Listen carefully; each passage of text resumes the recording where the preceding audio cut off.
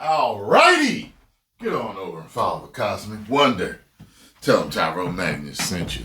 Now, let's get a breakdown of this Superman trailer and see what details we all missed. And what Easter eggs and all that other stuff. You know what I mean?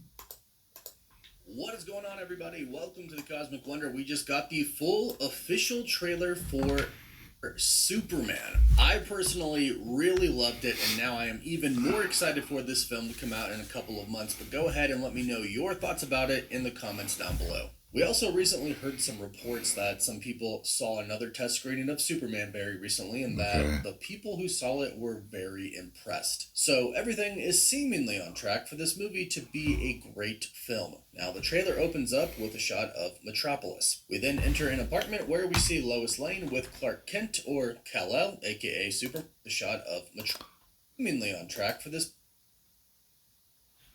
Sitting here looking at this suit in this shot. Do you see how it's a little bit blurry in certain areas around the arm? That makes me wonder, is that just the blurriness of capturing a screenshot? Or is that them fixing the wrinkles in the suit and the bagginess in the suit digitally? Interesting. This movie to be a great film. Now, the trailer opens up with a shot of Metropolis. We then enter an apartment where we see Lois Lane with Clark Kent, or Kal-El, aka Superman. And this does appear to be the apartment of Lois. You can take a look on the right of Superman in this shot right here. We can actually see a picture frame, and inside of it, it says Lois in it. We know that the two of them are indeed going to be together in this movie, and she obviously knows that he is Superman. And it seems like he is agreeing to let her interview him as Superman because they are together, not really knowing what he was truly going to get into, because as we see, she doesn't take it easy on him in the interview. Lois grabs her recorder, hits record, asks if he's ready, and Clark says, "Let's do it, Cronkite," referring to Walter Cronkite, one of the most famous American broadcast journalists ever. And during the 1960s and the 1970s, he was often cited as the most trusted man in America. Really? So you could see how Lois Lane might want to be. I knew who he was, but I didn't know that. And maybe Clark as well, since he works at the Daily Bugle with Lois. But then they get into actual character. She addresses him as Superman, not as Clark, not as Kal-El, but as Superman, because that's who she's interviewing. He replies with Miss Lane, still pretty happy and giddy about the situation, but it takes a big turn as she starts to ask him some pretty hard questions, stating that he's recently been under a lot of fire, in which he says, yeah, a lot of fire. And we see shots of the public turning against him, throwing the cans at him. And what's really interesting about this scene is after seeing the whole entire trailer, you can tell that while he's walking through the crowd of people, his suit is charred, like it just got hit with flames. And this is seemingly from his battle with the kaiju. This implies that this could be happening right after that battle, in which you would think the people of Metropolis would be grateful that Superman was there to fight the kaiju. However, it seems like they're angry at him because it looks like a lot of the city gets destroyed, and perhaps the kaiju was there specifically for Superman, so Superman being there puts the city in jeopardy, which is why some of these people may not like him. This also could be from the war that he got involved in, and the people could... Yeah, and I want to hear all the complaints about all this damn destruction when the movie comes out. There should be complaints now. Oh my God, you're destroying the city the way they did in Man of Steel. Oh my God, it should be there right now. Okay? All right. Be mad at him for interfering and getting America involved. And perhaps he took some fire from some heavy artillery like tanks, and that's why his suit seems charred. And this is going to be a big point of the movie. A lot of people are going to love him, but a lot of people aren't going to love him. Then Lois says the Secretary of Defense said that he's going to look into your actions, and this makes Superman laugh. And if you think about it, if you were Superman, who any human really couldn't do anything about, that would be rather funny as well. On top of that, Superman laughs because he says he stopped a war. He did what he believed was the right thing to do. However, Lois takes a very political approach to this, and she says, maybe you stopped a war, but Superman says, I did. And this has to do with another plot point that we've heard about the movie that states Superman is kind of a rookie-ish superhero. We know that there are obviously... Well, I don't know why he would be. Didn't James Gunn say he's been Superman for several years at this point for this movie? So I don't know why that would be. I've seen several people saying that, but I saw beforehand, they were saying that James Gunn said he's been Superman for a few years at this point. So I guess that could be rookie-ish if it's his first 2 years or 3 years. You know what I mean? But going to be other superheroes in the movie, some of which we see in this trailer. Guy Gardner's Green Lantern, Hawkgirl, Mr. Terrific. They are apparently more veteran heroes in this universe, so and stupid. Superman is the rookie. And that kind of shows here. He's a superhero who doesn't really pay any mind to politics. He does what he thinks is good. And when yeah, Superman controlled the interview with Lois Lane in the 1978 Superman. She's controlling this interview. Someone pointed out to me that they think that she doesn't know that he's Superman at this point, and that he's pretending to answer as if he was Superman. However, he's not wearing his glasses. I noticed that. So, do the glasses make a difference in this? Or don't they? You get what I'm saying here? So, should be interesting. he says, "I stopped a war," they show an image of soldiers and convoys and tanks going up against... But at any rate, even if he is faking the interview, people don't like the fact that he's losing his cool acting like that. Because people were going to die! Yeah, they didn't like that. But looks to be just normal civilians. We don't know the situation, but none of these civilians seem to be armed, and it looks like they are trying to run away from something. But then an army comes at them to prevent them from running away. This is seemingly the war that Superman gets involved with. Then Lois once again kind of mentions the rules of the world. She says you went into a different country illegally, which again, for Superman himself, that sounds pretty preposterous. He simply wants to go save people. That's all he is trying to do. And he starts to get frustrated, and he starts talking to her as Lois, his girlfriend, and says, "This is how you're gonna be." And she tries to keep it professional, saying, "I'm not the one being interviewed, Superman." Now, while she's saying all this, we see that Superman is getting detained. Now, when he's and in we see the big here, draws. it seems to be Ultraman that is bringing him in. But if you look at Superman's suit, it's not dirty in the slightest. So this seems to be a voluntary surrender, something that we have seen from Superman before. Now, the reason people think that this is Ultraman Who's the chick? is because of that giant U on his chest. Now, of course, this is not going to be a true adaptation of Ultraman from the comics. In the comics, Ultraman is from a different universe, and he is an evil counterpart to Superman, essentially. However, there is a really big difference that might play a big part in this movie. Unlike Superman, kryptonite doesn't hurt Ultraman. Instead, it actually increases his power and gives him new ones. We've heard reports that in the Superman film, Ultraman is not going to be from another universe, but is actually going to be a clone of Superman. This hasn't been confirmed yet, but it is... Act like a big boy clone. Coming from a reliable source, insider Daniel RBK. And if he is a clone, perhaps it looks exactly like Superman / Dip. And some rumors say it's Henry Cavill playing his clone, which would be interesting. It might be fun. David Cornsweet, the actor playing him, which is why he is fully... But if this movie is really bad, I would prefer Cavill not be anywhere near it. But, you know, that's just the fan in me, you know. Covered in all of the trailers. Perhaps when they finally rip that mask off, it'll look exactly like Superman. But according to the report, Lex Luthor is the one who cloned Superman and creates Ultraman. Of course he did. And on the right there, you can see the engineer, and on the left, some big ass belt Rick loops Flag for the Sr., draws, ain't it? the father of Rick Flag Jr., who was killed by Peacemaker in the Suicide Squad. He was also just in the trailer for Peacemaker Season 2, and he was in Creature Commandos as well, so we can start to see the DC connected universe in action here. And he is a general in the United States Armed Forces, so that's why he's also taking Superman in here.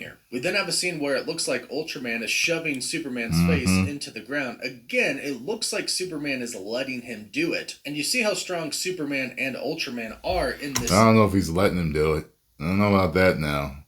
He might be in those... Well, no, his hands are out. Looks like his hands are out. So, it's not in the handcuffs anymore. But they could be using kryptonite on him.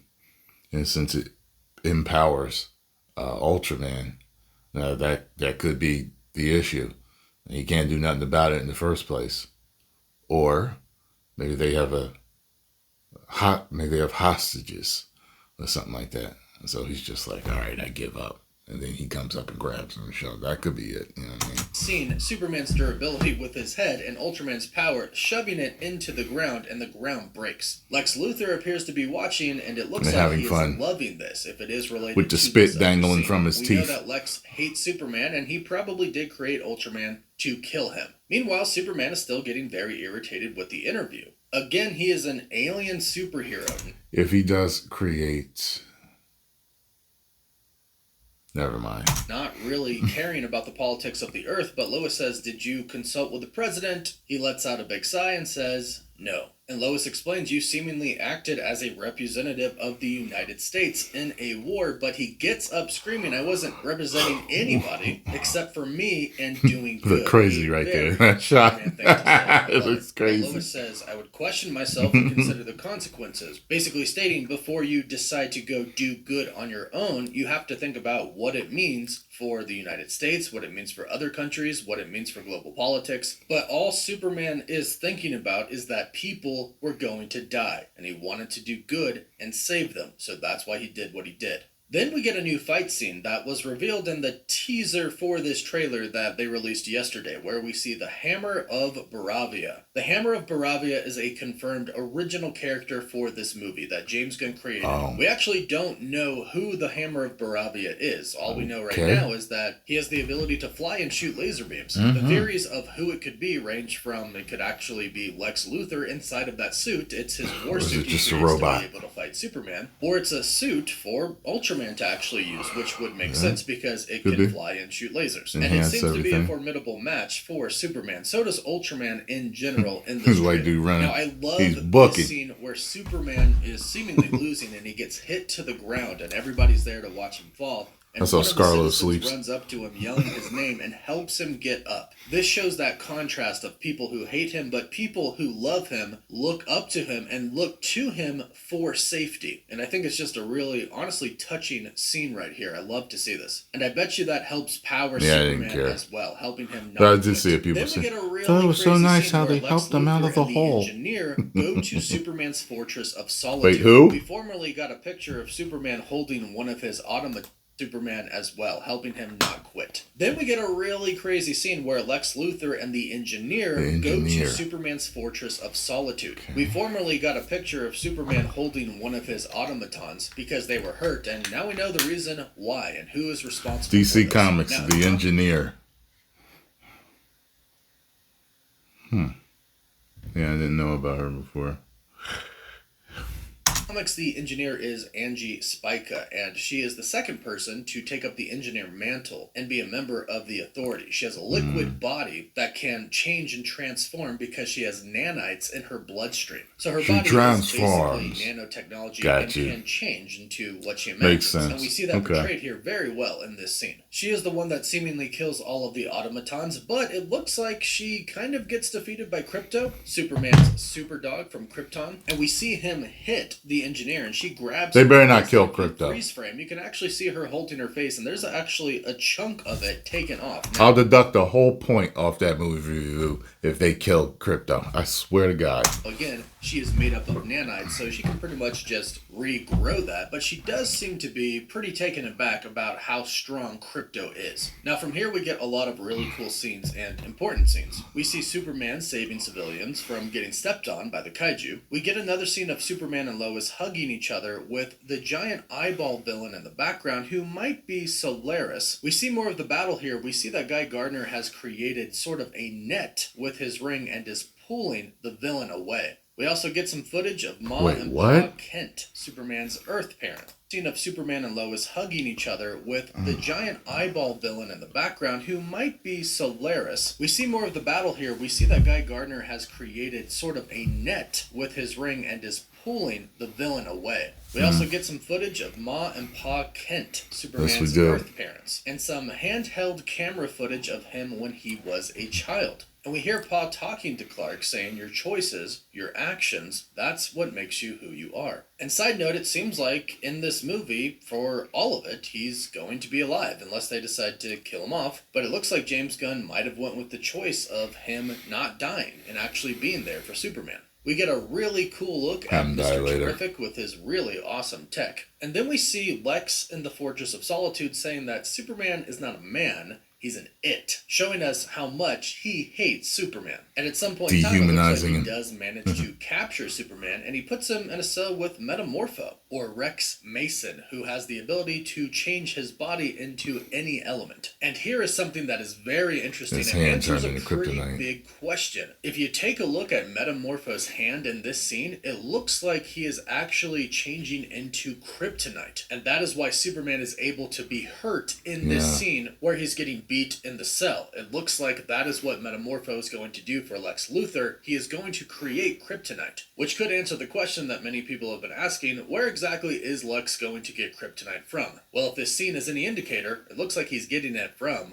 Metamorpho. But what's interesting about this is it does seem like there are a lot of people captured here with Superman and Metamorpho. There's a lot of cell blocks there. So as far as why the other people are there, There's a we're chick not on the sure at this right. point in time. We then hear Lex say he's somehow become the focal point for the world's conversation. Again, showing us his hatred and jealousy for Superman. We then get a pretty sick shot of Guy Gardner's Green Lantern. That's a horrible Hawkgirl, shot. And Mr. Terrific. And we're told that they might be the Justice Gang. There is some toy leaks that we have seen, and in some of the descriptions they have mentioned the Justice Gang. Oh, it's so and hokey. we do know that Maxwell Lord, who is going to be played by Sean Gunn, James Gunn's brother, is going to be a factor in that as well, possibly the benefactor of it and the founder of it, as we have seen in the Peacemaker Season 2 trailer. There's also a scene with Superman See the laying veins in coming his out of his childhood face. bed, He's sick from Ma and something. Pa Kent there by his side, and if you take a look, it looks like on his face where we can see his veins, he's been poisoned. Now, of course, this is probably from kryptonite. Yeah, Lex that's what I'm Luthor thinking. gets into the Fortress of Solitude and finds out information about Superman and finds out that kryptonite is the way to beat him, and it's also a way to empower Ultraman. So since he doesn't have the Fortress of Solitude anymore, or the automatons, because Lex breaks in with the engineered... I cannot stand that.